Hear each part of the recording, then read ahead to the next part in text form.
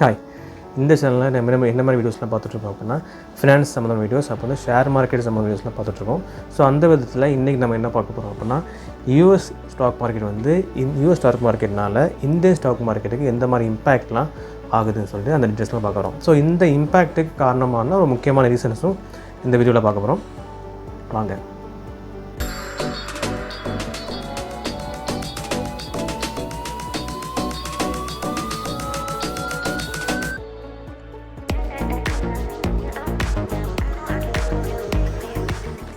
US மார்க்கெட்னால Indian stock market வந்து ஒரு பாதிப்பு, ஒரு இம்பேக்ட் யூஎஸ் மார்க்கெட்டில் ஒரு சேஞ்சஸ்னால இந்தியன் ஸ்டாக் மார்க்கெட் ஒரு இம்பேக்ட் ஆகுமான்னு கேட்டால் எஸ், கண்டிப்பாக ஆகும். ஸோ இதுக்குள்ளே போகிறதுக்கு முன்னாடி ஜென்ரலாக ஒரு எக்ஸாம்பிள் மாதிரி பார்த்துக்கலாம். ஸோ ஒரு நாடுன்னு எடுத்துகிட்டனாலே ஒரு சிங்கிள் பிளேஸ் ஆஃப் பிஸ்னஸில் வந்து கண்டிப்பாக நடக்காது. ஸோ இன்னும் உதாரணமாக சொல்ல போனால் நம்ம வீடு எடுத்துக்கிட்டனாலே இன்றைக்கி ஒரு 3 வேளை சாப்பாட்டுக்கு நம்ம வந்து என்ன பண்ணுறோம் பார்த்திங்கன்னா, ஸோ ஃபார் எக்ஸாம்பிள் நம்ம தக்காளி வெங்காயம் வாங்குகிறோம் அப்படின்னா, ஸோ நம்மக்கிட்ட இருக்கிற நம்மளே விளைய வச்சு தக்காளி வெங்காயத்தை விளைய வச்சு நம்மளே வந்து ஒரு ரெசிபி பண்ணுறதில்ல, ஒரு குழம்பு பண்ணி சாப்பிட்றதில்ல. நம்ம வந்து எதை டிபெண்ட் பண்ணியிருக்கோம், ஒரு மார்க்கெட் டிபெண்ட் பண்ணி தான் இருக்கோம். ஸோ எல்லாமே இன்டர் கனெக்ட் தான். ஸோ வந்து அதே மாதிரி தான் எந்த ஒரு நாடுமே வந்து மேக்ஸிமம் வந்து செல்ஃபாகவே சிங்கிள் பிளேஸ்லேயே ஒரு பிஸ்னஸ்னாலே ஒரு ரூமில் வச்சு முடிக்க மாட்டாங்க. கண்டிப்பாக வந்து இன்டர் கனெக்டட் மூலமாக தான் இருக்கும். ஸோ கொடுக்குறது வாங்குறது வந்து ரொம்பவே அதிகமான ஒரு பிஸ்னஸ் தான் பண்ணிகிட்ருப்பாங்க. ஸோ அந்த விதத்தில் இந்தியாவுக்கும் யூஎஸ்க்கும் வந்து கண்டிப்பாக நல்லாவே ஒரு தொடர்பு இருக்குது.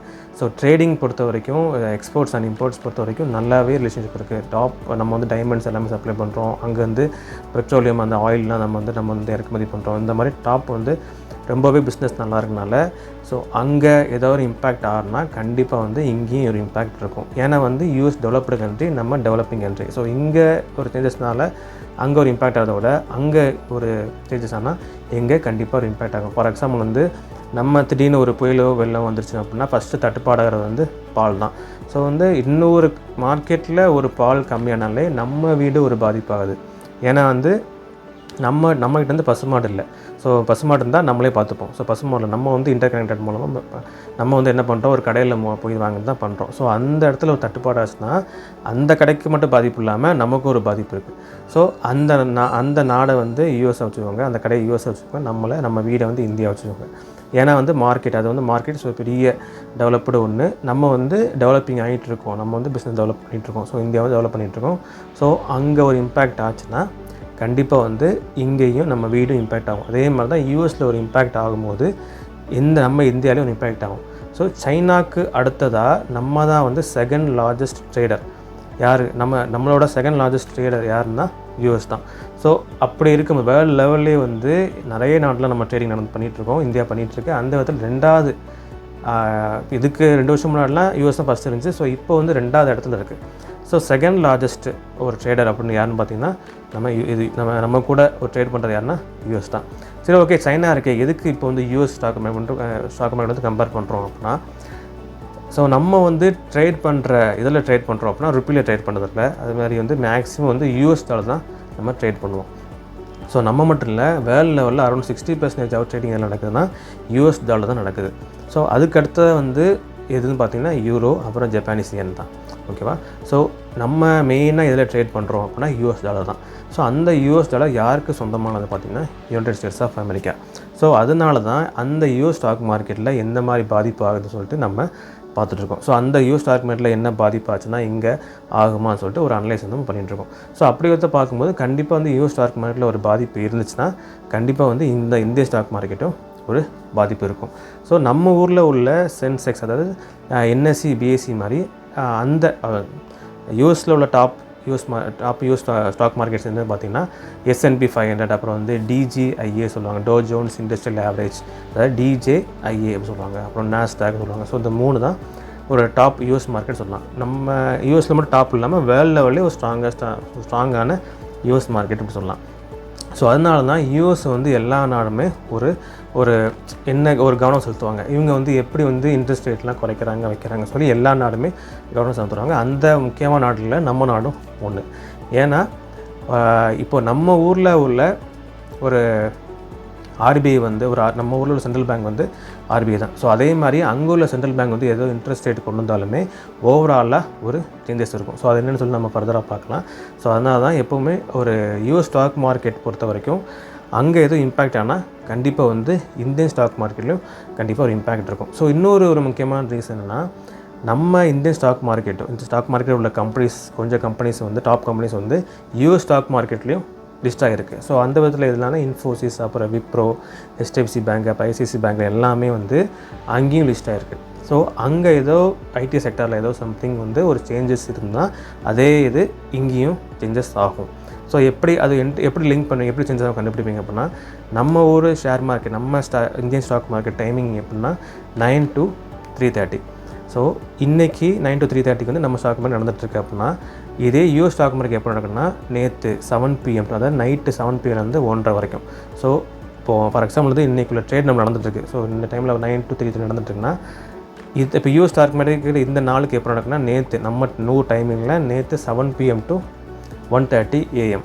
ஸோ இப்போது சில அந்த எக்ஸ்பர்ட்ஸ்லாம் என்ன பார்ப்பாங்கன்னா, ஸோ S&P 500 நான் சொன்னேன்ல ஃபஸ்ட்டு வந்து யூஎஸ் ஸ்டாக் மார்க்கெட் S&P 500 சரி, நாஸ்டாக், DJI சரி ஒரு நல்ல இன்க்ரீஸ். ஸோ எல்லாமே வந்து ஒரு இண்டெக்ஸ் வந்து எல்லாமே நல்லா இருக்குது அப்படின்னா there is a possibility Indian stock மார்க்கெட்டும் இன்க்ரீஸ் ஆக வாய்ப்பு இருக்குது. ஃபார் எக்ஸாம்பிள் வந்து அங்கே இருக்க இன்ஃபோசிஸ், அதாவது நேற்று நிலவரப்படி நேற்று நைட்டு 7 PM to 1:30 அந்த ஷேர் அந்த ட்ரேட் மூமெண்ட்டில் இன்ஃபோசிஸ் வந்து நல்ல ரைஸ் இருந்துச்சு அப்படின்னா தேர் இஸ் ஏ பாசிபிலிட்டி இன்றைக்கும் வந்து அடுத்த நாள் நம்ம இந்தியன் ஸ்டாக் மார்க்கெட் ஓப்பன் பண்ணும்போது இன்ஃபோசிஸில் வந்து கண்டிப்பாக ஒரு பாசிபிலிட்டிஸ் பார்க்கலாம் சொல்லி எக்ஸ்பர்ட்ஸ் வந்து சொல்லுவாங்க. ஸோ இதுதான் வந்து ஒரு இன்டர் கனெக்டட். நம்ம வந்து இந்த வீடியோ எதுக்கு நம்ம போகிறோம்னா, ஒரு இந்தியன் ஸ்டாக் மார்க்கெட் ஃபுல்லாகவே நம்ம வந்து ஃபுல்லாக பார்த்துட்டு அதுக்கப்புறம் வந்து ஒரு வெளியே போயிட்டு ஃபார் எக்ஸாம்பிள் இந்தியன் ஸ்டாக் மார்க்கெட்டில் என்ன ரீசன்ஸ்னால அப் அண்ட் டவுன் ஆகுதுன்னு பார்த்து தெளிவாகிட்டதுக்கு அப்புறம் வந்து இப்போது வேர்ல்டு லெவலில் நம்ம பார்க்கும்போது ஃபஸ்ட்டு நம்ம பார்க்குற முதல் இடம் வந்து யூஎஸ் மார்க்கெட்டாக தான் இருக்கும். ஏன்னா வந்து நம்ம ட்ரேடிங்கும் அப்படி பண்ணிகிட்டு இருக்கோம். அப்புறம் வந்து ஒரு இந்தியாவுக்கும் யூஎஸ்க்கும் ஒரு கோரிலேஷன் வந்து பெட்டராகவே இருக்குது. ஸோ அதான கோரிலேஷன்னா இன்டர்கனெக்ஷன் ஒரு ரிலேஷன்ஷிப் தான் வந்து கோரிலேஷன் சொல்லுவாங்க. இது ஒரு மெஷர்மெண்ட்டாகவும் யூஸ் பண்ணிப்பாங்க. ஸோ கோரிலேஷன் கோவிஷியன்ட் அப்படின்னு சொல்லிட்டு ஒரு டேர்ம் வந்து யூஸ் பண்ணுவாங்க. ஸோ அந்த வேல்யூ வந்து எப்படி இருக்குன்னு பார்த்தீங்கன்னா, ஸோ இந்த கோவிஷன் வந்து 1 அப்படி இருந்துச்சு அப்படின்னா ஒரு ஸ்ட்ராங்கான ரிலேஷன்ஷிப்பில் இருக்குது அப்படின்னு அர்த்தம். இதுவே 0 அப்படி இருந்துச்சுன்னா ஓகே ஒரு ரிலேஷன்ஷிப்பும் இல்லை. ஸோ இந்த 2 நாட்டுக்குள்ள ட்ரேடிங்கே இல்லை, ஒரு ரிலேஷன்ஷிப்பே இல்லை அப்படின்னு சொல்லலாம். ஸோ அந்த விதத்தில் நம்மளுக்கும் யூஎஸ்க்கும் உள்ள கோரிலேஷன் அந்த கோவிஷன் எவ்வளோ மெஷர் ஆகுது அப்படின்னா 0.54. ஸோ ஆவரேஜாக கிட்டத்தட்ட ஆஃப் கோரிலேஷன் நம்மள்கிட்ட இருக்குது. ஸோ கிட்டத்தட்ட ஒரு பாதி ஸ்ட்ராங்கான ரிலேஷன்ஷிப் தான் நம்மளுக்கும் யூஎஸ்க்கும் இருக்குது. ஸோ இப்படி பார்க்கும்போது ஒரு ஆவரேஜாக ஒரு 0.5 இருந்தாலுமே நல்ல ஒரு ரிலேஷன்ஷிப் தான். ஸோ எப்படி இருக்குது இவ்வளோ ஒரு ட்ரேடிங்கோட ரிலேஷன்ஷிப் தான் சொல்லுவாங்க, ஒரு கோரிலேஷன் அப்படின்னு சொல்லுவாங்க. ஸோ இப்படி இருக்கும்போது அந்த இடத்துல வந்து எந்த பாதிப்பு இருக்கோ நடந்தாலும் சரி இந்தியாவிலும் ஒரு பாதிப்பு இருக்கும். ஏன்னா எக்ஸ்போர்ட்ஸ் இம்போர்ட்ஸ் வந்து ரொம்ப ஜாஸ்தி நம்ம பண்ணிகிட்ருக்கோம். ஸோ மெயினாக வந்து டைமண்ட்ஸ் எல்லாமே வந்து எக்ஸ்போர்ட்ஸ் நல்லா பண்ணுறோம். டைமண்ட்ஸ் அப்புறம் வந்து அந்த ப்ரீஷியஸ் மெட்டல்ஸ் எல்லாமே நம்ம எக்ஸ்போர்ட் பண்ணுறோம். ஸோ அதே மாதிரி அங்கேருந்து சொல்லி பெட்ரோலியம் கூட எல்லாம் நம்ம இம்போர்ட் பண்ணுறோம். ஸோ இந்த மாதிரி இது பார்க்கும்போது நம்ம அந்த இடத்துல ஒரு சேஞ்சஸ் நடந்தாலும் சரி, அங்கே டேக்ஸ் எதுவுமே கை வச்சாலும் சரி, நம்ம ஊர்லேயும் ஒரு பாதிப்பு இருக்கும். ஸோ இந்த ட்ரேட் பார்ட்னர்ஷிப் பொறுத்துமே வந்து ஒரு முக்கியமான ஒரு ரீசனாக இருக்குது. எதுக்குன்னா இந்தியன் ஸ்டாக் மார்க்கெட்டும் சரி யூஎஸ் ஸ்டாக் மார்க்கெட்டும் சரி ட்ரேடிங் நல்ல ஒரு ஸ்ட்ராங்கான நிலைமையில் இருக்கிறதுனால, ஸோ அந்த இடத்துல ட்ரேட் பண்ணுற டைமில் வந்து ட்ரேட் நல்லா இருக்கிறதுனால அங்கே ஏதோ ஒரு இம்பேக்ட் நடந்தாலுமே இங்கே ஒரு இம்பேக்ட் ஆகும். ஸோ ஏற்கனவே சொன்ன மாதிரி நம்ம வீடு வந்து ஒரு இந்தியாவை வச்சுக்கோங்க, அப்புறம் வந்து அந்த மார்க்கெட் வந்து யூஎஸ்ஆ வச்சுக்கோங்க. ஸோ அங்கே ஏதோ காய்கறி தட்டுப்பாடும் சரி, இந்த பால் தட்டுப்பாடாக இருந்தாலும் சரி, ஏதோ திங்ஸ் தட்டுப்பாடும் சரி நம்ம வீடும் பாதிக்கப்படுற மாதிரி தான். யூஎஸில் ஏதோ தாக்கம் ஏற்பட்டாலுமே இந்தியாவுக்கும் ஒரு தாக்கம் ஏற்படும். ஸோ இதுக்கு முன்னாடி என்ன பார்த்தோம்னா ட்ரேட் பார்ட்னர்ஷிப். ஸோ ட்ரேடிங் வந்து நம்ம பார்ட்னர் வந்து இந்த யூஎஸ் வந்து எந்த இடத்துல இருக்குது, எத்தனை இடத்துல இருக்குன்னு பார்க்கும்போது 2வது இடத்துல இருக்குது. ஸோ இது ஒரு பார்ட்னர்ஷிப் பார்த்தோம், எப்படி வந்து இம்பேக்ட் ஆகுதுன்னு சொல்லி பார்த்தோம். ஸோ 2வது ஒரு முக்கியமான ரீசன் என்னென்னா USDX, அதாவது யூஎஸ் டாலர் இண்டெக்ஸ்ன்னு சொல்லுவாங்க. இது வந்து ஒரு டைப் ஆஃப் இண்டெக்ஸ் தான். நம்ம ஊரில் ஒரு முக்கியமான ஷேர் மார்க்கெட் கீழே ஒரு இண்டெக்ஸ் தான் என்னது. இப்போது BSE எடுத்திங்கன்னா சென்செக்ஸ்னால் ஒரு இண்டெக்ஸ் யூஸ் பண்ணுவாங்க. ஸோ NSE எடுத்திங்கன்னா நிஃப்டி ஒரு இண்டெக்ஸ் சொல்லுவாங்க. அதே மாதிரி தான் இந்த USDX சொல்லுவாங்க, அதாவது யூஎஸ் டாலர் இண்டெக்ஸ் சொல்லுவாங்க. ஸோ நிஃப்டி எடுத்துட்டாங்களே அதில் என்னெல்லாம் வருதுன்னா ஒரு 50 கம்பெனிஸ் வருது. இப்போ சென்செக்ஸ் எடுத்தனாலே அதில் 30 கம்பெனிஸ் வருது. ஓகேவா? அதே மாதிரி இந்த இண்டெக்ஸ் கீழே இந்த இண்டெக்ஸ் ஃபஸ்ட்டு வந்து எதுக்கு யூஸ் ஆகுது அப்படின்னா, அந்த யூஎஸ் டாலர் வந்து அதோட வேல்யூ, அதோட மதிப்பை வந்து மெஷர் பண்ணுறதுக்காக தான் இந்த யூஎஸ்டிஎக்ஸ் வந்து ஒரு இண்டெக்ஸாக யூஸ் பண்ணுறாங்க. ஸோ அந்த யூஎஸ் டாலரை மதிக்கிறதுக்கு எதுக்கு இந்த இண்டெக்ஸ்லாம்? ஸோ ஏன் மற்ற கரன்சிலாம் இல்லையா அப்படி கேட்கும்போது, ஸோ நம்ம ஒரு ஓவராலாக ஒரு ஹிஸ்ட்ரி எடுத்து பார்க்கும்போது ஒரு வேர்ல்டு வார் செகண்ட் அந்த டைம்லேயே வந்துட்டு மற்ற எந்த நாடு உள்ள பாதிப்பு வந்து யூஎஸ்க்கு இல்லை. ஸோ மற்ற நாடுகள் வந்து பாதித்து அடைந்ததை விட யூஎஸ் நடந்துள்ள பாதிப்பு ரொம்ப கம்மினால அங்கே எக்கனாமி ஸ்ட்ராங்காகவே இருந்துச்சு. ஸோ இதனால் வந்து யூஎஸ் வந்து கொஞ்சம் அதிக செலுத்த ஆரம்பிச்சிது. ஸோ அந்த கரன்சி வந்து கொஞ்சம் ரொம்ப ஒரு பலமாக வந்து ஒரு எக்கனாமியில் வந்து இருந்துச்சு. ஸோ அந்த யூஎஸ் வந்து ஏற்கனவே ஒரு இடத்த பிடிச்சனால தான் ஸோ எல்லா எக்கனாமியும் வந்து யூஎஸ் டாலர் டிபெண்ட் பண்ணி ஆயிடுச்சு. ஸோ இந்த யூஎஸ் டாலரோட வேல்யூ வந்து ஏன்னா வந்து அந்த யூஎஸில் மட்டும்தான் பெருசு இல்லை, அது கீழே வந்து யூரோ, ஜப்பானீஸ் எல்லாமே இருக்குது.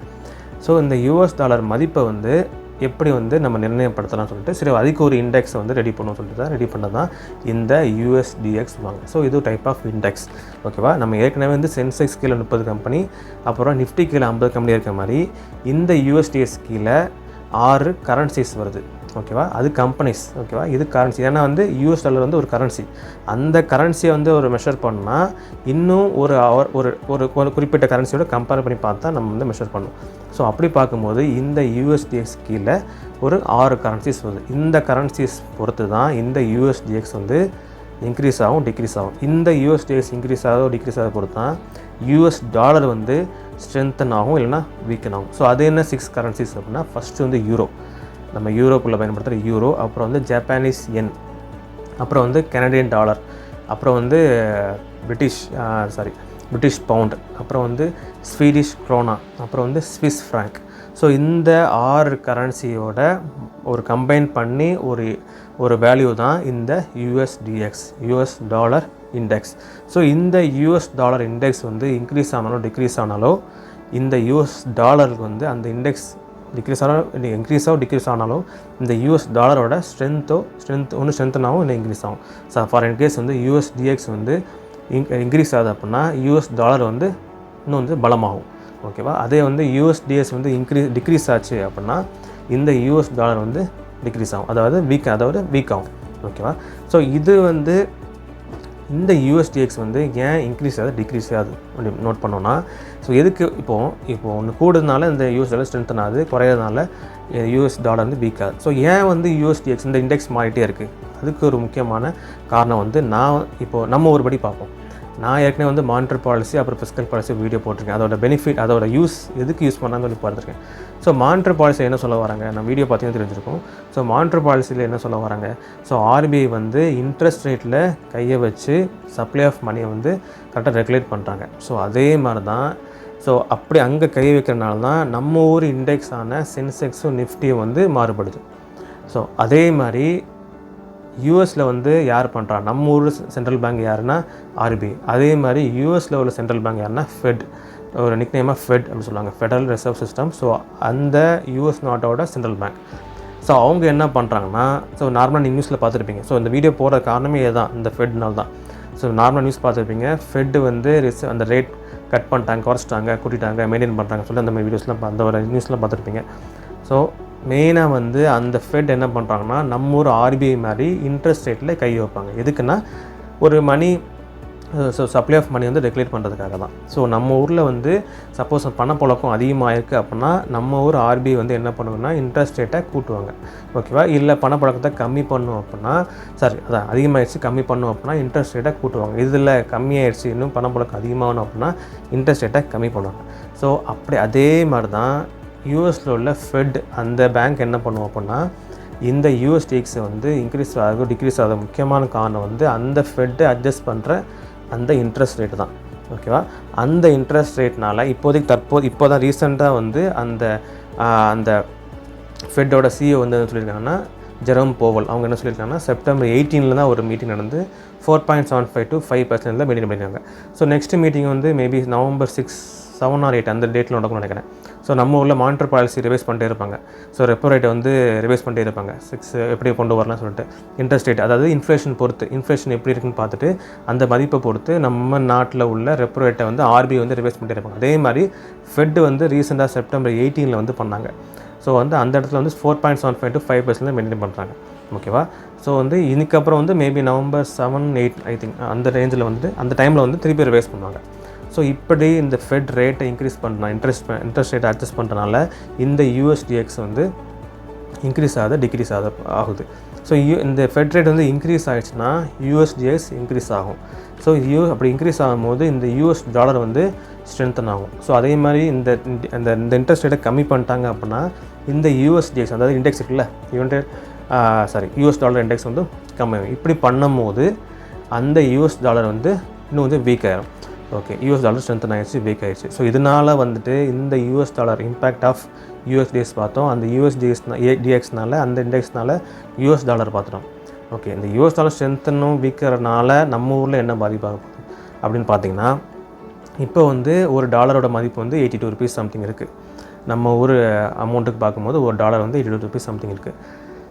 இதுவே வந்து திடீர்னு யூஎஸ்டிஎஸ் இன்க்ரீஸ் ஆகிடுச்சு அப்படின்னா யூஎஸ் டாலர் வந்து இன்க்ரீஸ் ஆகிடுச்சு. இப்போ ஃபார் எக்ஸாம்பிள் வந்து ஒரு எக்ஸாம்பிள் சொல்கிறேன், 82லேருந்து 85 போயிடுச்சு.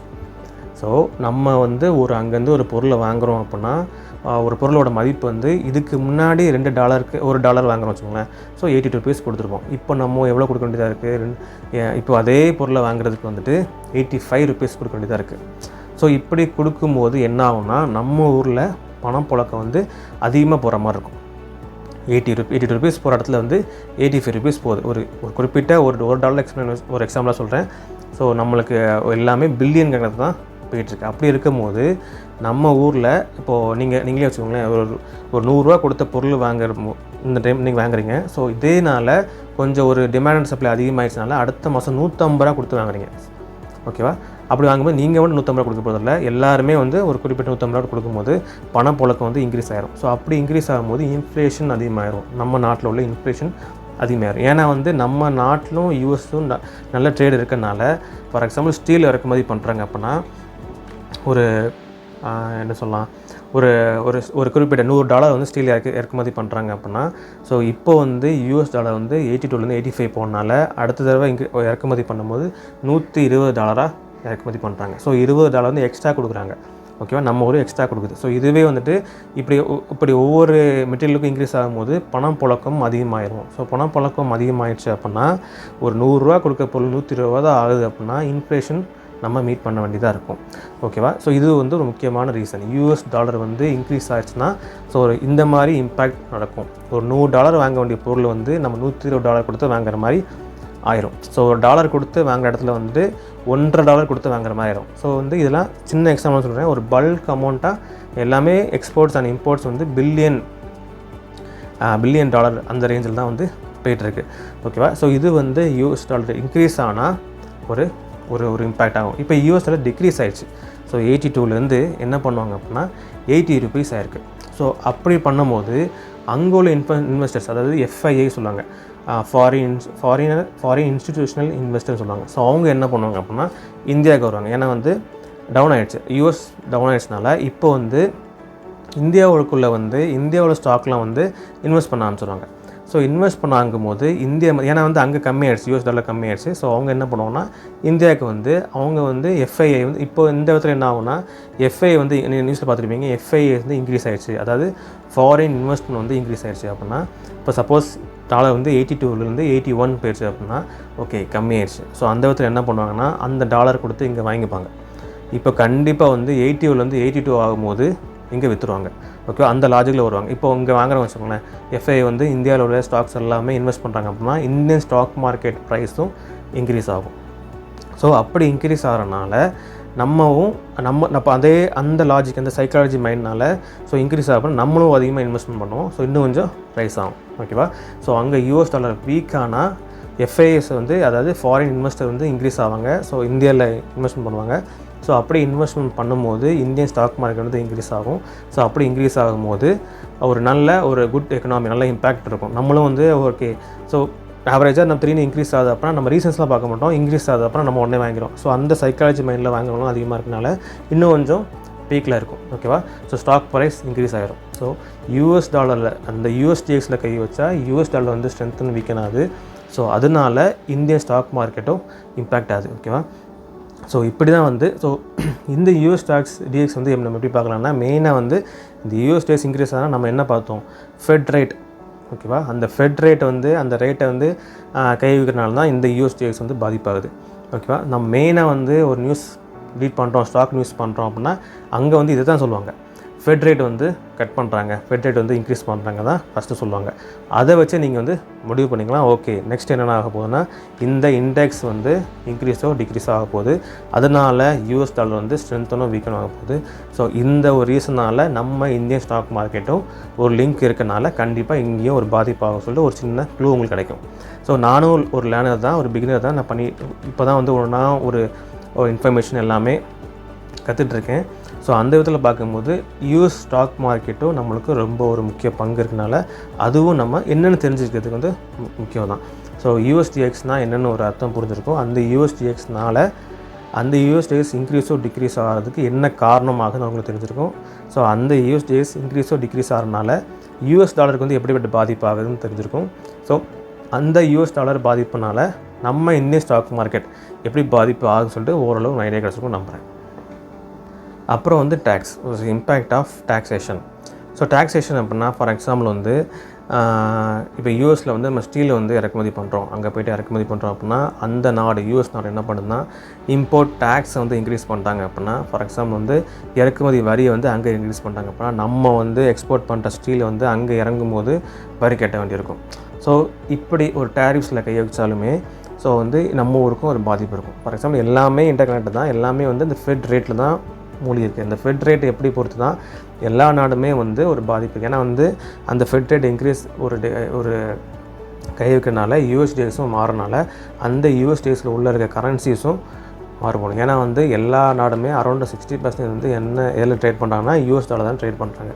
ஸோ அந்த விதத்தில் பார்க்கும்போது இன்கேஸ் வந்து அந்த நாடு வந்து இறக்குமதி வரி ஃபார் எக்ஸாம்பிள் ஒரு ஸ்டீல் இறக்குமதி பண்ணும்போது டேரிஃபில் ஏதோ அதாவது டேக்ஸில் ஏதோ நம்ம சேஞ்சஸ் கொண்டு வந்தாங்க அப்படின்னா அதுவே வந்து கண்டிப்பாக வந்து நம்ம ஊருக்கும் ஒரு பாதிப்பு ஏற்படும்.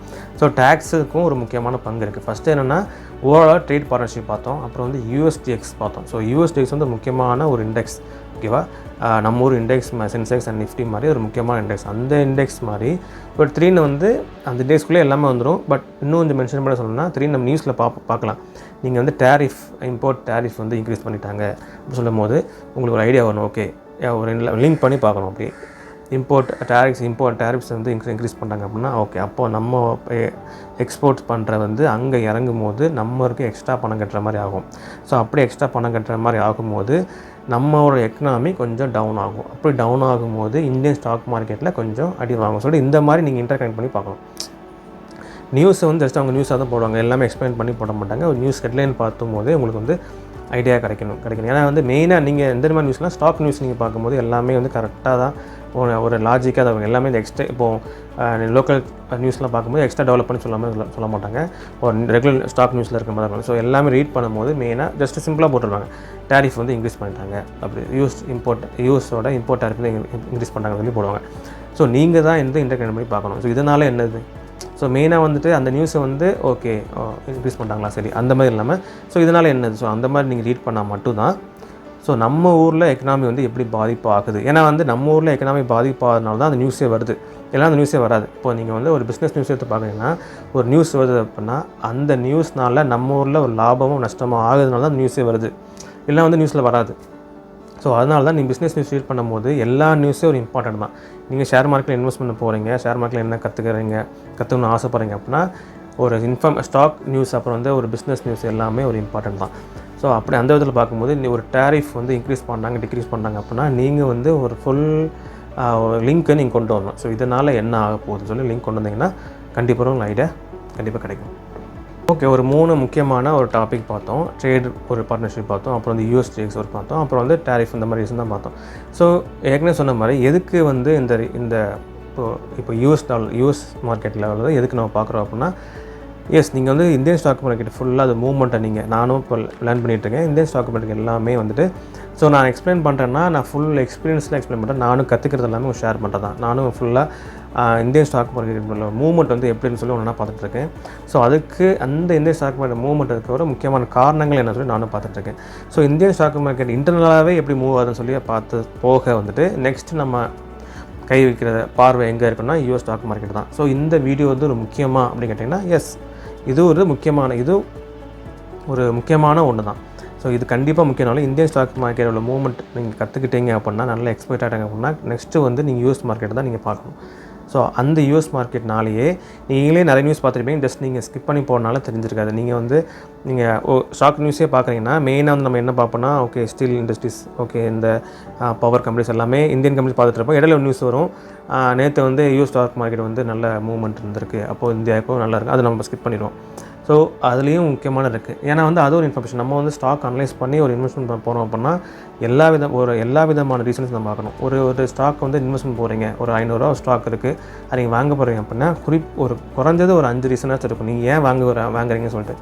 ஸோ கண்டிப்பாக வந்து இம்ப்ரூவ்மெண்ட் இருக்கும் அப்படி சொல்லி இப்போது ஜென்ரலாக வந்து பார்ப்பீங்க, ஓகே நாளைக்கு வந்து இன்ஃப்ராஸ்ட்ரக்சர் நல்லா இருக்கலாம், ஸோ ஸ்டீல் கம்பெனியில் நான் இன்வெஸ்ட் பண்ணுறேன், ஓகே 1 ரீசன், ஸோ இன்னும் 2 3 4 5 அப்படி குறிப்பிட்ட ஒரு குறைஞ்சது 5 ரீசனாக இருந்தால் மட்டும்தான் நீங்கள் ஷேர் மார்க்கெட்டில் இன்வெஸ்ட்மெண்ட்டே பண்ண வரணும்.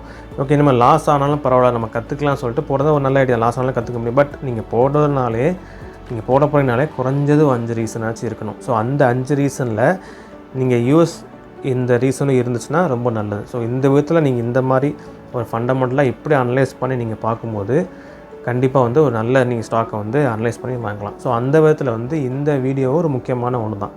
ஸோ யூஎஸ் ஸ்டாக் மார்க்கெட் வந்து எப்படி வந்து இன்ஃப்ளூயன்ஸ் பண்ணுது அப்படின்னு சொல்லிட்டு. ஸோ ஓவரால் கன்க்ளூஷனாக என்ன பார்க்கும்போது யூஎஸ் ஸ்டாக் மார்க்கெட் வந்து எதை பொறுத்து மாறுது அப்படின்னா இந்த ஃபெட் ரேட்னால தான். நீங்கள் ஃபெட் ரேட் அப்படி ரேட் கட் பண்ணுறாங்க அப்படி நியூஸ் பார்த்தாலே அதை ஃபுல்லாக நீங்கள் பாருங்கள். ஸோ ஃபெட் ரேட் அப்படி டிக்ரீஸ் பண்ணுறதுனாலே ஒரு வேர்ல்டு லெவலும் இம்பேக்ட் இருக்கும். நம்ம டெவலப் பண்ணிக்கிட்ட கம்பெனினால நம்ம ஊர்லேயும் ரொம்பவே இம்பேக்ட் இருக்கும்.